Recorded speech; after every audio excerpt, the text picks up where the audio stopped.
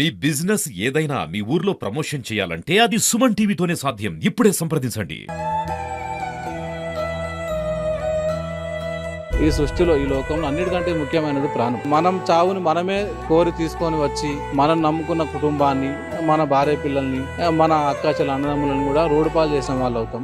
Welcome to Suman TV. Kamareddy జిల్లాలో ఆత్మహత్యలు కలకలం రేపుతూనే ఉన్నాయి. సో తాజాగా ఈరోజు పోలీస్ డిపార్ట్మెంట్లోని ఏదైతే మనకి బిక్నూర్కి సంబంధించిన ఎస్ఐ, అదేవిధంగా బీబీపేట్కి సంబంధించిన ఒక కానిస్టేబుల్, అదేవిధంగా కంప్యూటర్ ఆపరేటర్కి సంబంధించిన ఒక నిఖిల్ అనే వ్యక్తి, అంటే దాదాపు ముగ్గురు కూడా ఆత్మహత్యానికి పాల్పడ్డారు. అంటే ఆత్మహత్యనా లేకపోతే ఇదేమైనా మర్డర్ చేశారా లేకపోతే సూసైడ్సా అనేది చాలా వరకు కూడా విస్తుపోయే నిశాలను అయితే మనకి కామారెడ్డి ఎస్పీ అయినటువంటి సింధు శర్మ అయితే బయట పెట్టడం జరిగింది. కాకపోతే ఇదంతా కూడా ఆత్మహత్యలు అనేటివి ఉమ్మడి నిజామాబాద్ జిల్లాలో చాలా చర్చనీయాంశంగా జరుగుతూ ఉన్నాయి. కాకపోతే పోలీస్ డిపార్ట్మెంట్లో ఎస్ఐ అదేవిధంగా కానిస్టేబుల్ ఆత్మహత్య చేసుకోవడం ఏంది అని చెప్పేసి చాలా వరకు కూడా కొన్ని డౌట్స్ అయితే క్రియేట్ అవుతా ఉన్నాయి అనేది మనకు తెలుస్తూ ఉంది. నిజామాబాద్ నుంచి కామారెడ్డికి వచ్చే ప్రధాన రహదారిలో ఉన్నాము.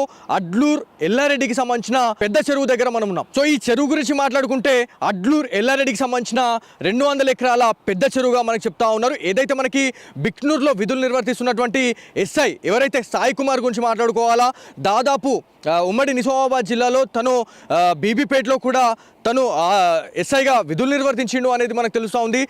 ఇందులో భాగంగానే ఎవరైతే శృతి గురించి మాట్లాడుకుంటే తను కానిస్టేబుల్. తను సో బీబీపేట్లో పనిచేస్తున్న టైంలో ఎస్ఐ అదేవిధంగా ఈ శృతి అయినటువంటి కానిస్టేబుల్ మధ్య ఏదైనా ఫ్రెండ్షిప్ బాండ్ ఏమైనా ఏర్పడిందా లేకపోతే సంబంధం ఏర్పడిందా అనే కోణంలో చాలామంది అయితే విచారిస్తూ ఉన్నారు, అనుమానపడతా ఉన్నారు. సో ఇందులో భాగంగానే వీళ్ళిద్దరిని పక్కన పెడితే మాత్రం ఎవరైతే కంప్యూటర్ ఆపరేటర్ అయినటువంటి నిఖిల్ ఎందుకు ఇక్కడికి రావడం జరిగింది అనేది చాలా పెద్ద బిగ్ క్వశ్చన్ మార్క్ అయితే ఏర్పడతా ఉంది. యాక్చువల్లీ సీన్లోకి దిగితే నిన్న శృతికి ఒక కాల్ రావడం జరిగింది. సో నిన్న బుధవారం మధ్యాహ్నం నుంచి బిక్నూర్ ఎస్ఐ ఫోన్ అనేది స్విచ్ ఆఫ్ కావడం జరిగింది. సో దాని తర్వాత ఎవరైతే శృతికి ఎస్ఐ అయినటువంటి సాయి కుమార్ అయితే కాల్ చేసి బందోబస్తు ఉంది, ఒక ఎమర్జెన్సీ విషయంలో మళ్ళీ మీరు రావాలి అని చెప్పేసి ఎవరైతే శృతి తను ఇంటికి వెళ్ళే టైంలో ఏదైతే మనకి గాంధారి ఎక్స్టోడ్ వరకు వెళ్ళిన శృతి మళ్ళీ వెనుదిరిగి ఇక్కడ ఈ ఏరియాకి అయితే రండి అని చెప్పేసి తను చెప్పిండు అన్న తర్వాత ఎవరైతే శృతి రావడం జరిగింది ఆ టైంలోనే వాళ్ళ తమ్ముడికి కాల్ చేసి ఇట్లా బందోబస్తు విషయం నా డ్యూటీ అయిపోయిన తర్వాత కూడా మళ్ళీ పిలుస్తూ ఉన్నారు, నేనైతే వెళ్తున్నా అని చెప్పేసి కొంత బాధపడుతూ మాట్లాడింది అనేది ఒక సమాచారం అయితే రావడం జరిగింది. సో మళ్ళీ ఇదంతా కూడా పక్కన పెడితే నిఖిల్ అనే క్యాండిడేట్ దీంట్లో ఎందుకు ఎంటర్ అయ్యాడు, సో వీళ్ళిద్దరి మధ్యలో ఏదైనా జరిగినా కూడా ఈ నిఖిల్ అనే క్యాండిడేట్ ఎందుకు వచ్చిండు అనేది చాలా పెద్ద బిగ్ క్వశ్చన్ మార్క్ అయితే ఉంది. కాకపోతే అంటే గతంలో కూడా ఎవరైతే ఎస్ఐ అదేవిధంగా కానిస్టేబుల్కి మధ్య ఒక ఫ్రెండ్షిప్ బాండ్ కాస్త కొంత సంబంధానికైతే అదొక దారి తీసింది అన్నట్టుగా కొంత బయటకైతే వస్తూ ఉంది. కంప్యూటర్ ఆపరేటర్ గురించి మాట్లాడుకుంటే మరి శృతికి కంప్యూటర్ ఆపరేటర్కి ఏమైనా ఫ్రెండ్షిప్ బాండ్ ఏమైనా ఉందా లేకపోతే వాళ్ళు ఏమైనా బంధువులా అనేది కూడా ఒక ఆలోచించాల్సిన విషయం ఎంతైనా ఉంది. ఎందుకంటే వాళ్ళకి వీళ్ళకి అసలు లాట్ ఆఫ్ డిఫరెన్స్ ఉంది. మరి ఆయన ఎందుకు ఇక్కడికి వచ్చిండు అనేది చాలా పెద్ద క్వశ్చన్ మార్క్ ఉంది. ఆయన దాని తర్వాత వాళ్ళు ఆత్మహత్య చేసుకున్న టైంలో ఎస్ఐకి సంబంధించిన పర్సనల్ కార్ అనేది ఈ మనం దారి గుండానే ఆయన పెట్టేసి వచ్చిండు. పెట్టేసిన తర్వాతనే వాళ్ళకి సంబంధించిన ఏవైతే చెప్పులు అదేవిధంగా అన్నీ కూడా ఇదే ఏరియాలో దొరికినాయి అనేది మనకు తెలుస్తూ ఉంది. సో ఏదేమైనప్పటికీ మనకి ఎస్ఐ ఎవరైతే సాయి కుమార్ గురించి మాట్లాడుకుంటే తను యాక్చువల్లీ అంటే చాలా అవర్స్ తర్వాత అంటే దాదాపు నిన్న నైట్ అంటే 12 గంటల నుంచి ఇప్పటి వరకు అంటే ఎర్లీ మార్నింగ్ 4 o'clock వరకు 4:30 వరకు కూడా సాయి కుమార్కి సంబంధించిన డెడ్ బాడీ అనేది దొరకలేదు. సో ఎవరైతే కానిస్టేబుల్ గురించి మాట్లాడుకుంటే శృతి ఒంటిపైన అయితే గాయాలున్నాయి, ముఖం పైన గాయాలున్నాయి అనేది మనకి పోలీస్ అధికారులే వెల్లడించిన పరిస్థితి ఉంది. మరి ఇదంతా హత్యనా లేకపోతే ఆత్మహత్య చేసినారా అనేది చాలా పెద్ద బిగ్ క్వశ్చన్ మార్క్ అయితే ఉండే. కాకపోతే ఎవరైతే శృతి అదేవిధంగా నిఖిల్కి సంబంధించిన డెడ్ బాడీస్ ఏవైతే ఉన్నాయో అవి దొరికినాయి. కాకపోతే సాయి కుమార్కి సంబంధించిన డెడ్ బాడీ దొరకకపోవడమే ఒక డౌట్ని అయితే క్రియేట్ చేసింది. అంటే వీళ్ళని చంపేసిన తర్వాత తనేమైనా పరారయ్యారా అన్నట్టుగా చాలామంది అనుకున్నారు. కాకపోతే ఎర్లీ మార్నింగ్ 4 నుంచి 5 o'clock టైంలో అయితే సాయి కుమార్కి సంబంధించిన డెడ్ బాడీ అనేది వెలికి తీశారు రెస్క్యూ టీం. అదేవిధంగా ఇక్కడ గజ ఈతగాల సహాయంతోనైతే ఈ పెద్ద చెరువులో గాలింపు చర్యలు అయితే చేపట్టారు. దాదాపు ఆరు గంటలు అంటే దాదాపు 5 నుంచి 6 గంటలు శ్రమిస్తేనే ఆ డెడ్ బాడీస్ అనేది దొరికినాయి. ఈ చెరువు గురించి మాట్లాడుకుంటే 200 ఎకరాల విస్తీర్ణంలో ఈ పెద్ద చెరువు ఉంది. చాలా పెద్ద చెరువు అని చెప్పుకోవాలా. గజ ఈతగాళ్ళు రెస్క్యూ టీంతో సహా వాళ్ళంతా కూడా ఇదంతా గాలించిరు అని తెలుస్తూ ఉంది. అంటే ఎప్పుడైతే మన శృతికి సంబంధించిన తల్లి ఎవరైతే ఉన్నారో తను ఏదైతే మనకి తాడ్వాయికి సంబంధించిన ఒక కానిస్టేబుల్ అంటే తను ఒక మహిళా కానిస్టేబుల్కి అయితే కాల్ చేయడం జరిగింది. తను శృతి వాళ్ళ ఫ్రెండ్ అని చెప్తా ఉన్నారు, శృతి వాళ్ళ కొలీగ్ అని చెప్తా ఉన్నారు. ఆమె కాల్ చేసిన తర్వాత ఇదంతా కూడా బయటపడింది అనేటట్టు మనకైతే ఇన్ఫర్మేషన్ వచ్చింది. అంటే శృతి ఫోన్ స్విచ్ ఆఫ్ వచ్చింది, దాంతోపాటు ఎస్ఐది స్విచ్ ఆఫ్ రావడము, దాంతోపాటు ఏదైతే మనకి నిఖిల్ అంటే వీళ్ళిద్దరిది కూడా స్విచ్ ఆఫ్ కావడం అనేది ఈ గాంధారి ఈ ఏరియాకి సంబంధించిన వాళ్ళైతే చాలా వరకు కూడా అనుమానాలు అయితే పడతా ఉన్నారు. కాకపోతే ఏదేమైనప్పటికీ ఈ హత్యలు అనేటివి చాలా వరకు కూడా ఉమ్మడి నిజామాబాద్ జిల్లాలో చర్చనీయాంశమైంది. అదేవిధంగా తెలంగాణలో ఇదొక హాట్ టాపిక్ అయిపోయింది. అంటే ఆత్మహత్యలు అనేటివి చాలా సర్వసాధారణంగా అవుతా ఉన్నాయి. అంటే నార్మల్ పబ్లిక్ చేసుకోవడం వేరు, ఒక పోలీస్ డిపార్ట్మెంట్లో ఉండి ఇట్లాంటి ఆత్మహత్యలు చేసుకోవడం అనేది చాలా వరకు కూడా ఇవాళ భయపడుతున్న సిచ్యువేషన్ అయితే ఉంది. సో ఏదేమైనప్పటికీ ఇదంతా తెలుసుకున్న తర్వాత కామారెడ్డికి సంబంధించిన ఎస్పీ అయినటువంటి సింధు శర్మ గారు రంగంలో దిగి అసలు ఏమైంది అనే దానిపైన అయితే పూర్తిగా విచారణ అయితే చేపట్టడం జరిగింది. రెస్క్యూ టీం అదేవిధంగా బాడీస్ మొత్తం కూడా వెలికి తీసే వరకు సింధు శర్మ గారు ఇక్కడే ఉండి మొత్తం పర్యవేక్షించారు అనేది తెలుస్తూ ఉంది. కాకపోతే ఇవన్నిటికీ ఒక మెయిన్ ఒక కారణం ఏదైనా ఉంది అంటే మాత్రం అది ఖచ్చితంగా సంబంధంగానే మనకి తెలుస్తూ ఉంది. ఎందుకు సంబంధంలానే ఉంది అని అంటే ఎవరైతే శృతి గురించి మాట్లాడుకుంటే తనకి 2 సంవత్సరాల కిందనే విడాకులైన అనేది తెలుస్తూ ఉంది. విడాకులైన టైంలోనే ఎవరైతే ఎస్ఐ బీబీపేటలో ఎస్ఐగా పనిచేసిన సాయి కుమార్ ఇప్పుడు ప్రస్తుతం బిక్నూరులో చేస్తూ ఉన్నాడు. అంటే బిక్నూరులో దాదాపు 2 సంవత్సరాలుగా చేస్తూ ఉన్నాడు. కాకపోతే బీబీపేటలో ఎవరైతే మనకి ప్రస్తుతం విధులు నిర్వర్తిస్తున్నటువంటి శృతిని అయితే చాలా వరకు కూడా వాళ్ళు ఫ్రెండ్షిప్గా వాళ్ళు మెదిలినారు. అది దాని తర్వాత వాళ్ళు కొంత క్లోజ్ అయ్యారు అనేది మనకు తెలుస్తూ ఉంది. ఆ టైంలోనే విడాకులు అయితే అయినాయి. విడాకులు అయిన తర్వాత వీళ్ళంతా చాలా దగ్గర సంబంధం పెట్టుకున్న తర్వాత ఎస్ఐతోని నన్ను పెళ్లి చేసుకోమని చెప్పేసి శృతి సాయి కుమార్ అన్నదా లేకపోతే ఏంది అనేది పక్కన పెడితే మాత్రం ఇదొక హత్యలాగానైతే పరిగణించాలనేది మనకు తెలుసు. ఎందుకంటే శృతి పైన అంటే వీళ్ళిద్దరు ఎవరైతే ఉన్నారో వాళ్ళ బాడీస్ పైన ఎలాంటి ఇంజురీస్ లేవు. కాకపోతే శృతి పైన ఎందుకున్నాయి అంటే వీళ్ళిద్దరు కలిసి ఏమైనా చేసేసి దాన్ని ఆత్మహత్య చేసి దాన్ని అంటే ఇట్లా చిత్రీకరించారా లేకపోతే ఏంది అనేది చాలా పెద్ద బిగ్ క్వశ్చన్ మార్క్ అయితే ఉంది. ఇక్కడ గజ ఈతగాళ్ళు కూడా ఉన్నారు. ఎవరైతే మనకి ఇక్కడ స్థానిక గజ ఈతగాళ్ళని వాళ్ళ సహాయం తీసుకొని అయితే ఏదైతే రెస్క్యూ టీం అయితే రావడం జరిగింది.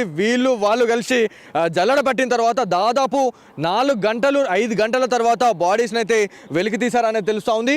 ఇక్కడ మనకి ఏవైతే ఇక్కడ ప్యాకెట్స్ మనకి వాటర్ ఏదైతే కనిపిస్తూ ఉందో ఇక్కడనే బాడీస్ అనేది వెలికి తీశారు అనేది తెలుస్తూ ఉంది.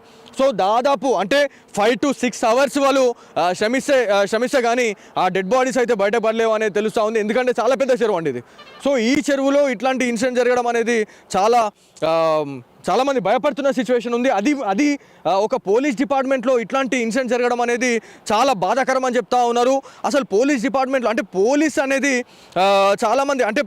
చాలామంది భరోసా చెప్పే వాళ్ళే వీరి అలా ఇట్లాంటి ఆత్మహత్యలకు పాల్పడము లేకపోతే ఇట్లాంటి వివాహేతర సంబంధాలు పెట్టుకొని ఇట్లాంటి ఆత్మహత్యలు చేసుకోవడం ఏంది అని చెప్పేసి చాలామంది అనుకుంటా ఉన్నారు. ఇప్పటికే పోలీస్ అధికారులు పూర్తిగా ఇక్కడ మోహరించారు.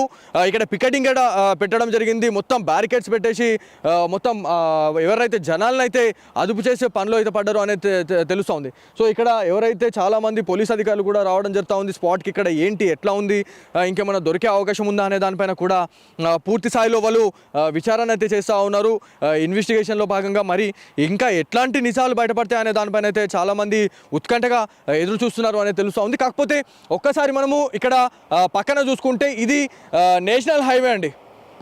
సో ఈ నేషనల్ హైవేకి పక్కనే ఇట్లాంటి ఇన్సిడెంట్ జరగడము అదేవిధంగా బిక్నూర్ ఎస్ఐ అయినటువంటి సాయి కుమార్ గారి ప్రైవేట్ వెహికల్ అనేది ఇక్కడ కనిపించడం అనేది చాలా వరకు చర్చనీయాంశమైంది. కాకపోతే ఇక్కడ పోలీస్ అధికారులకు సంబంధించిన ఏవైతే వాళ్ళ సెల్ ఫోన్స్ కావచ్చు లేకపోతే వాళ్ళకి సంబంధించిన పాదరక్షలు ఏవైతే ఉన్నాయో వాటినన్నిటి కూడా తీసుకొని పోవడం జరిగింది. కాకపోతే ఎస్ఐకి సంబంధించిన ప్రైవేట్ వెహికల్ అయితే వాళ్ళు తీసుకొని వెళ్ళిపోయారు, డిపార్ట్మెంట్ వాళ్ళే తీసుకొని వెళ్ళిపోయారు అనేది మనకు ఒక ప్రాథమిక సమాచారం అయితే ఉంది. ఎందుకంటే పొద్దున ఈ వెహికల్ ఉండే, కాకపోతే ఇప్పుడు ఎక్కడైనా కామారెడ్డి పిఎస్లో ఎక్కడైనా పెట్టారా వెహికల్ అనే దానిపైన అయితే చాలామంది ఎదురు చూస్తూ ఉన్నారు. కాకపోతే ఇట్లాంటి ఇన్సిడెంట్లు అనేటివి ఉమ్మడి నిజామాబాద్ జిల్లాలో ఆత్మహత్యలు చాలాసార్లు కూడా చర్చనీయాంశంగా మారుతూ ఉన్నాయి, కలకలం రేపుతూ ఉన్నాయి అనేది మనకు ఒక ప్రాథమిక సమాచారం అయితే వస్తుంది. ఇప్పుడు ఏవైతే ఈ బాడీస్ని వెలికి తీసిన తర్వాత కామారెడ్డి ప్రభుత్వ ఆసుపత్రికి అయితే తరలించారు.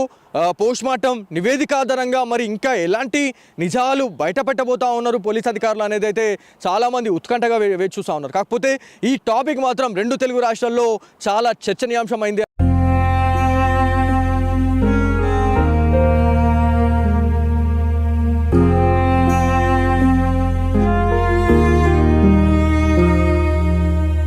బిక్నూర్కి సంబంధించిన ఎస్ఐ సాయి కుమార్ మృతదేహం, అదేవిధంగా శృతికి సంబంధించి ఆ కానిస్టేబుల్ శృతికి సంబంధించిన మృతదేహాన్ని, అదేవిధంగా నిఖిల్ కంప్యూటర్ ఆపరేటర్కి సంబంధించిన నిఖిల్ మృతదేహాన్ని కూడా గజయితాలు అయితే వాళ్ళు తీయడం జరిగింది.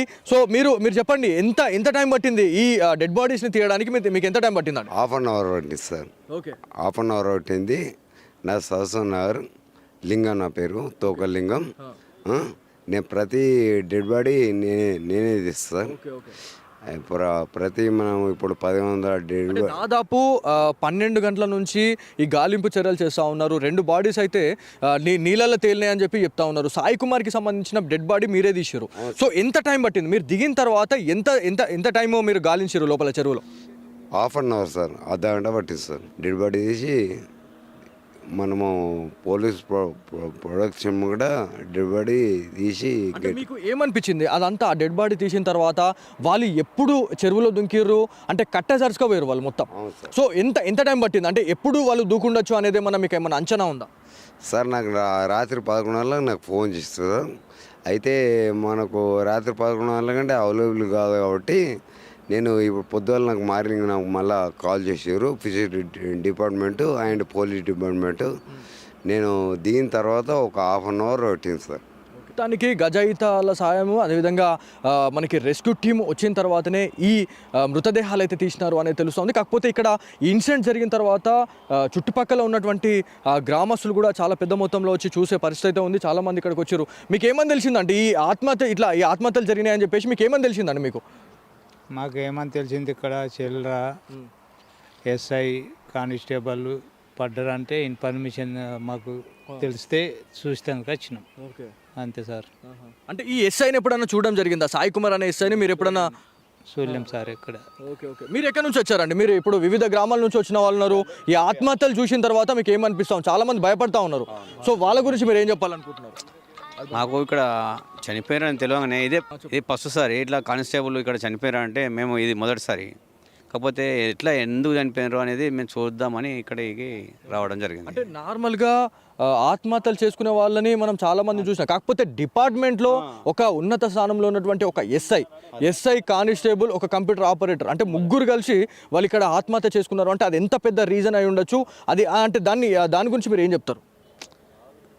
దాని గురించి నేనే ఇప్పుడు డిపార్ట్మెంట్ నుంచి వచ్చి ఇక్కడ ఎట్లా అది ఎందుకు జరిగింది అనేది ఇది మొదటిసారి అనేది నేను అది అంటున్నాను. ఇప్పటివరకు అటువంటిది అయితే ఇక్కడ ఏం జరగలేదు. ఏదో నార్మల్గా చనిపోయిన వాళ్ళు ఏదో ఎందరో చూసినాం అట్లా. కానీ డిపార్ట్మెంట్ నుంచి వచ్చి చనిపోయినారు అంటే అది దేనికోసం జరిగింది అనేది మాకు అది తెలియలేక మేము చూద్దాం అనేది ఇక్కడే వచ్చినాం ఇక్కడికి. అంకుల్ మీరు చెప్పండి, మీరు ఎక్కడి నుంచి వచ్చినారు? మీరు కుప్రియాల్. అంటే ఇప్పుడు ఈ ఆత్మహత్యలు చేసుకునే వాళ్ళకి మీరు ఏం చెప్పాలనుకున్నారు? అంటే ఏమైనా చిన్న బాధ వచ్చిందంటే, ఒక చిన్న ఇది వచ్చిందంటే చాలా మంది ఉరి పెట్టుకుంటా ఉన్నారు, చెరువులలో వచ్చి దుంకుతా ఉన్నారు, ఆత్మహత్యలు చేసుకుంటున్నారు. సో ఆత్మహత్యలే శరణ్యంగా చాలా మంది భావిస్తూ ఉన్నారు. వాళ్ళకి మీరు ఏం చెప్పాలనుకుంటున్నారు? అంటే బతుకుంటే మనం ఎన్నో సాధించవచ్చు. సో వాళ్ళ గురించి మీరు ఏం చెప్తారు? దయచేసి మనస్తాపానికి గురి కావద్దు. నిజంగా చెప్తున్నా, పోయేటోడు ఒక్కడు చస్తే భార్య పిల్లలు రోడ్డున పడతారు. ఎగ్జాక్ట్లీ, నిజంగా విన్నావా? భార్య పిల్లల కోసమైనా ఎన్ని బాధలైనా ఎదుర్కోవాలి. కాదంటే పై ఆఫీసర్కు చెప్పుకోవాలా బాధ, తన తల్లికి తండ్రికి భార్య పిల్లలకు ధైర్యం చెప్పుకోవాలా. డిపార్ట్మెంట్కే రక్షణ లేకపోయినాక లేనోనికి ఏం రక్షణ ఉంటుంది? అవునా కాదా? కాబట్టి ఎంత పై ఆఫీసర్ అయినా ఒత్తిడి అది కింద ఆఫీసర్కు. డిపార్ట్మెంట్లో పై ఆఫీసరు కింద ఆఫీసర్ నెక్స్ట్ ఈ ఆపరేటరు ఎఫ్ఐఆర్ అప్లోడ్ చేసినట. అవును. ఎస్ఐ రాసింది ఆయన అప్లోడ్ చేస్తే ఒకవేళ ఏదన్నా రీజన్ అయి ఉండి ఎవరన్నా ఒత్తిడి చేసిండ్రేమో అన్న ఆలోచన మాత్రం. ఇక్కడ మీరు అనేది ఒక వే ఆఫ్ టాకింగ్ ఉంది, కాకపోతే బయట వినిపిస్తుంది మాత్రం వివాహేతర సంబంధం వల్లే ఇద్దరు ఏదైతే మనకి ఎస్ఐ, కానిస్టేబుల్, అదేవిధంగా నిఖిల్ అనే క్యాండిడేట్ అంటే ముగ్గురు కూడా ఆత్మహత్య చేసుకొని చనిపోయారు అనేది తెలుస్తూ ఉంది. సో దీని గురించి మీరు ఏం చెప్తారు? ఇదేమన్నా తెలిసిందా? అటువంటి తప్పుడు ఆలోచన డిపార్ట్మెంట్లో కూడా చేయొద్దు. ఇప్పుడు ప్రతి ఒక్క అధికారము మనకు అంబేద్కర్ సాహెబ్ మంచి అవకాశాలు ఇచ్చిండు, దాన్ని సద్వినియోగం చేసుకోవాలా. ఒకటి లేడీ అయినా బాయ్స్ అయినా డిపార్ట్మెంట్లో అయినా బయట అయినా ఆడోళ్ళు మొగోళ్ళు తప్పుడు ఆలోచన చేయకుండా మంచి ప్రపంచాన్ని సృష్టించాలి. అదొకటి. సో ఇది మొత్తానికి ఇక్కడ ఎవరైతే చాలామంది ఇన్సిడెంట్ తెలుసుకున్న తర్వాత ఉమ్మడి నిజామాబాద్ జిల్లా ఒక్కసారిగా ఉలిక్కి పడ్డదని చెప్పుకోవాలి. ఎందుకంటే సామాన్య ప్రజలు ఆత్మహత్య చేసుకోవడం వేరు, ఒక డిపార్ట్మెంట్లో ఉండి ఒక ఉన్నత స్థానంలో ఉండి వాళ్ళు ఇలా ఆత్మహత్యకు పాల్పడ్డారు అంటే ఆత్మహత్యలే శరణంగా చాలామంది భావిస్తూ ఉన్నారు. ఒకవేళ ఆత్మహత్య చేసుకునే వాళ్ళు ఎవరైతే ఉన్నారో వాళ్ళు ఖచ్చితంగా ఒక్కసారి ఆలోచించండి. అంటే ఆత్మహత్య చేసుకున్న తర్వాత మీ పిల్లలు, భార్య పిల్లలు, అదేవిధంగా మీ కుటుంబం ఏమవుతుంది అని చెప్పేసి చాలామంది కూడా ఇదొక క్వశ్చన్ మార్క్ అయితే రేజ్ చేస్తూ ఉన్నారు. ఖచ్చితంగా ఆలోచించాలి.